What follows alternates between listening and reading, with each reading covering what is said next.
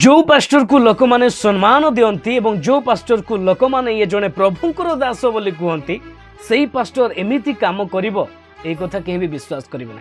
दर्शक बंधु आमे कथा होचे आज सेही 8 मास गर्भवती हेइथिबा गोटे स्त्री लोकटाको जो पास्टर टे जबरदस्ती रेप करछि से विषय हम माने कथा होचे। 8 मास गर्भवती को दुष्कर्म करी बेहोश करदेला पास्टर। रातिर अंधार रे प्रार्थना करने को डाकी सबू सारीदेला। स्वामी को मद पियाई शुआई दे स्त्री इज्जत लुटिला। चित्कार करुले 8 मास गर्भवती दुष्कर्म करी चलीथिला पास्टर। खिन भिन करी गर्भवती को झुणी पकाउथुला। भक्ति और विश्वास पवित्र स्थान में जड़े शैतान पाशविक रूप जड़े 8 मास गर्भवती महिला जे निज गर्भरे आउ एक जीवन को स्वप्न देखुले घटी अति जघन्य आउ बर्बर कांड।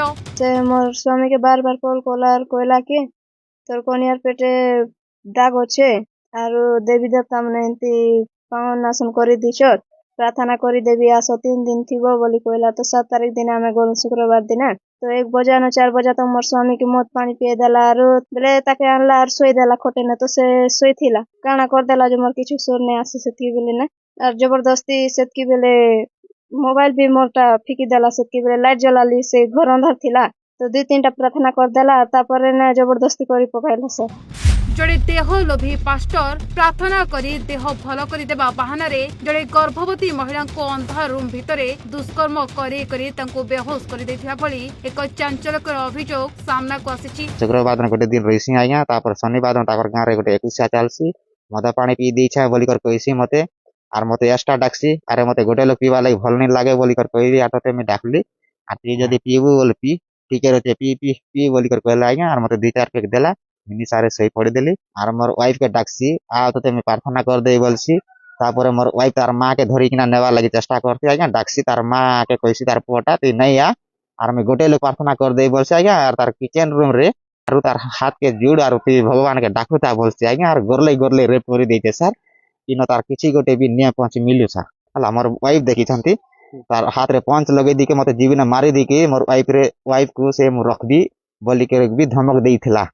4 दिन ही गला आज्ञा केस करछ पिलाटा धरा नहीं पड़बार था सर मके निये दरकार आज्ञा झर किए नहीं आज्ञा मुई गोटे लोग ठिया उठसी सर झियो लागी बोली करी 8 मास पर गर्भ अच्छे सर से झियो ताके से जबरदस्ती रेप करी पकई दीची। घटनाटी घटी कलाहांडी जिला भवानीपाटना सदर थाना पास्टिकुड़ी पंचायत ठेमेरा गाँव में अभियुक्त पास्टर जिनेश कुमार निजर पाप चरित्र को लुचेबा पई अंध विश्वास सहारा नेथिला। पीड़िता स्वामी को मिछि मिछिका कहितिला तम स्त्री को किए गुणी करिछि मो पाखक आसिले प्रार्थना करी सब भल करिदेबी जहाकू सहजरे विश्वास करि जाइथिले गर्भवती महिला स्वामी आ पास्टर जो जाल बिछाईथिला से जाल रे पड़ी जाइथिले निरीह स्वामी और स्त्री। गत 7 तारीख दिन स्वामी और गर्भवती स्त्री को निज घर को डकाई प्रथमे स्वामी को प्रचुर मद पियाई बेहोश कर देथिला ए कामक शैतान पास्टर। एहापरे असह्य गर्भवती महिला को प्रार्थना बहाना रे एक निछाटिया अंधार कोठरी को डाकी नहीं जाइथिला आ सेठारे तांको चित्कार को दबाई दिया जाइथिला। तांको पार्टी को बंद करी महिला जनक बेहोश हेबा पर्यंत से तांको अति निर्मम भावरे दुष्कर्म करि चलिथिला। ए घृण्य कांड भेइबा परे जदि काहा करे मुह खोलिबो तेबे जीवनरु मारी देबाकू धमक देथिला पास्टर। विलंबित राति रे पीड़िता महिला जनक निज अचेत स्वामी को कौनसी मते उठाई से नरकरु जीवन बिकले लुचि पळाई आसिथिले। घटना को नै गत 8 तारीख दिन भवानीपाटना सदर थाना रे एक लिखित एतला दिया जायछि। पुलिस मामला को गंभीरतार सह नै पीड़ितांक डाक्तरी माइना करिबा सहित तदंत आरंभ करिछि। मात्र सेही दिनठारु अभियुक्त पास्टर जिनेश कुमार फेरार अछि। एभଳି एक जघन्य अपराधी को तुरंत गिरफ करी कठोर दंड देवा पई स्थानीय अंचल रे तीव्र दाबी होईछि। सेबडे संपर्क रे पुलिस पक्षरु एपर्यंत कोनोसी भी प्रतिक्रिया मिल परिनी।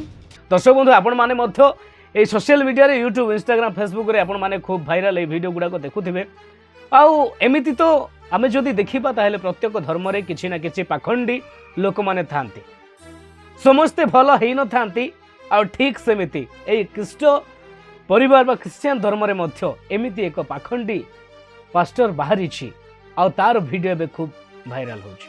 दर्शक बंधु एथिगिरे से माने तो कहि नहंती जे कोनोसी पास्टर बोली से माने कहिसंती मते डाकिथिले प्रार्थना पाई एवं मो स्वामी को मद पियाइला परे मते जबरदस्ती दुष्कर्म करिसंती बोली से माने कहिसंती। ସେମାନେ କହିନାହାନ୍ତି ଯେ କୌଣସି ପାଷ୍ଟର ବୋଲି, ଆଉ ସେମାନେ କହିନାହାନ୍ତି ଯେ ଗୋଟେ ଇଏ ଫାଦର ଆସି ଆମକୁ ଡାକିଲେ ଅମକ କଲେ ସମକ କଲେ। ସେମାନେ କହିଛନ୍ତି ଆମକୁ ପ୍ରାର୍ଥନା ପାଇଁ ଡାକିଲେ, ତମର ଗୁଣିଗାରେଡ଼ି ହେଇଛି ବୋଲି କହିଲେ ଏବଂ ପ୍ରାର୍ଥନା ପାଇଁ ଡାକିଲେ, ଏବଂ ସେଇ ଅନୁସାରେ ଆମମାନଙ୍କୁ ପ୍ରାର୍ଥନା କରିବା ବାହାନାରେ 2-3 ପଦ ପ୍ରାର୍ଥନା କରିକି ମୋ ସ୍ୱାମୀକୁ ମଦ ପିଆଇ ଦେଇ ମୋତେ ଦୁଷ୍କର୍ମ କଲେ ବୋଲି ଅଭିଯୋଗ କରିଛନ୍ତି।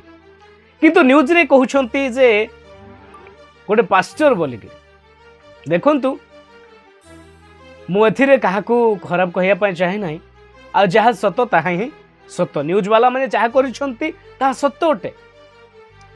କିନ୍ତୁ ମୁଁ ଏତିକିରେ ଗୋଟେ କଥା ମୁଁ ବୁଝିପାରୁନି, ଏବେ ଗୋଟେ ଝିଅଟା ନିଜର ଇଜ୍ଜତକୁ ଲୁଚେଇବା ପାଇଁ ହୁଏତ ଟବାଲଟା ଘୋଡ଼େଇକି ସେ ବାଇଟ୍ ଦେଇପାରିବ, କିନ୍ତୁ ଗୋଟେ ପୁରୁଷଟେ ଯେଉଁ ପୁଅ ପିଲା କ'ଣ ତାକୁ ମଧ୍ୟ ସେ ଦୁଷ୍କର୍ମ କରିଛନ୍ତି କି? ତାକୁ ମଧ୍ୟ ସେ ପାଷ୍ଟର ଜଣକ ଦୁଷ୍କର୍ମ କରିଛନ୍ତି କି? ଯଦି ନାହିଁ ତାହେଲେ ମାନେ ବାଇଟ୍ ଦେଲା ବେଳକୁ କାହିଁକି ମୁହଁଟା ଲୁଚାଉଛନ୍ତି? ମୋର ଏ ଗୋଟେ ଡାଉଟ୍। କାହିଁ ଲୋକମାନେ ଜାଣିବେ, ଗାଁ ଲୋକମାନେ ଜାଣିବେ କାହା ଘର କौन? ଆଜ୍ଞା, ଆମେ ଯେତେବେଳେ ବାଇଟ୍ ଦଉଛେ ନିଜକୁ ଲୁଚେଇବାରେ କ'ଣ ଅଛି?